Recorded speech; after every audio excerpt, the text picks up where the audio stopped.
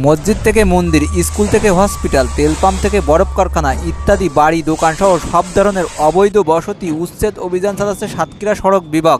এতে করে রাস্তার দুই ধারের সাধারণ মানুষের ব্যাপক ক্ষয়ক্ষতি হচ্ছে। যদিও কিছু মানুষের বাড়িসহ অন্যান্য স্থাপনা পড়ে যাচ্ছে, তবুও তারা বলছে আমার বাড়ি পড়েছে, তবুও আমি এই রাস্তা বড় হোক তাই চাই।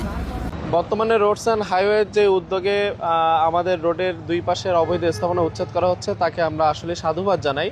এমনকি আমার নিজের ছোট থেকে বড় হওয়া 30 বছরের একটি বাড়িও কিন্তু এই অভিযানের আওতায় পড়েছে। এ নিয়ে আমাদের আসলে কোনো দুঃখ নেই, আমরা চাই রাস্তাটি হোক। এ তো গেল বড় লোকের কথা, গরিব মানুষ বলছে তাদের যাওয়ার মতো কোনো জায়গা নেই, এদের উপায় কি হবে?